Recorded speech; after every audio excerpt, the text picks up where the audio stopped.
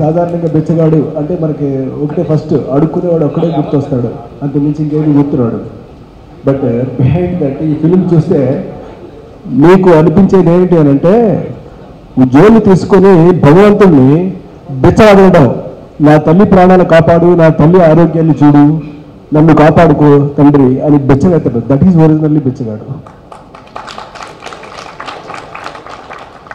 దానికి ఏ లెవెల్కి దింపేశాడు అంటే క్యారెక్టర్ని నేల బారికి తీసుకెళ్ళిపోయి, ఏదైనా సరే అమ్మ కావాలి, అమ్మ బతకాలి, అమ్మే మెయిన్, అమ్మ తప్ప ఈ ప్రపంచంలో ఇంకేది లేదు, అమ్మని కాపాడుకోగలిగితే చాలు, అంతకన్నా రిచెస్ట్ పర్సన్ ఈ ప్రపంచంలో ఇంక ఎవడూ లేడు అని ప్రూవ్ చేస్తూ his performance is wonderful, so nice.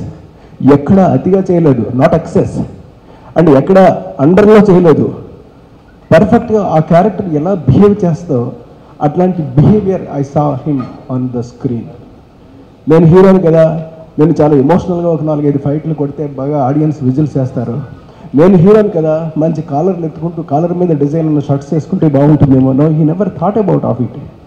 It it something special, something different, something modern, something youthful and something heartful. That is most important for the film. మొదటిసారి మన వాళ్ళు యాడ్ చెప్పడంలో ఎమ్మెల్యేలతో కంపేర్ చేశారు ఈ సినిమాని. ఐ డిడ్ ద ఫిలిం ఎమ్మెల్యేల which ran 1 year in Telugu industry, where all ఎమ్మెల్యేల mother sentiment. So I read that one. Yes, that is right. Why? Because when you just touches the mother sentiment, that is the first in the world. As per my knowledge, as a filmmaker, I love mother sentiment. And next is the sister sentiment. And the next is the brother sentiment.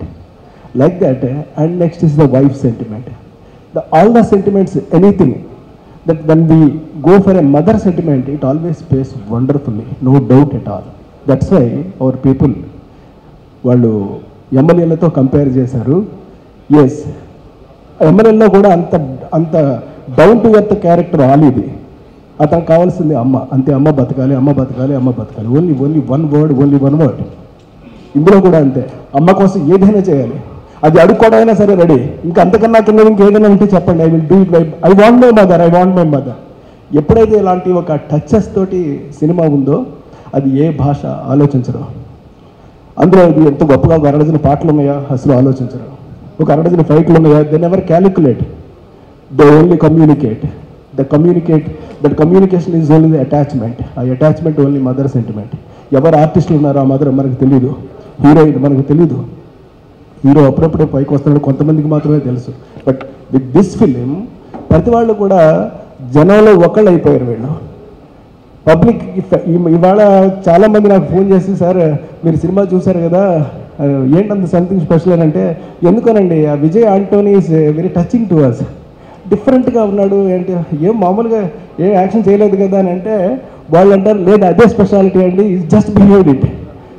ఏమి నటించలేదు అతను, ఈ never acted in the film, ఈ just behaved it, attitude అంతే.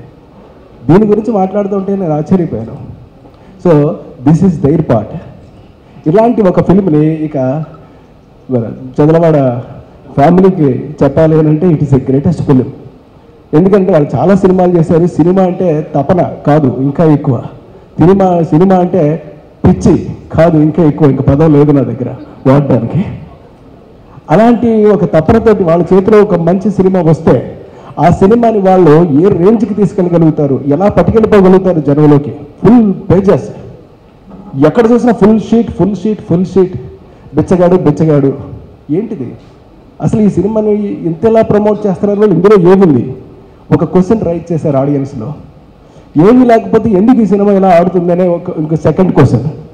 మనం ఇంకా చూడలేదు ఏంటి అనేది థర్డ్ క్వశ్చన్. చూడకపోతే ఎలాగా, చూసి తీరాలి.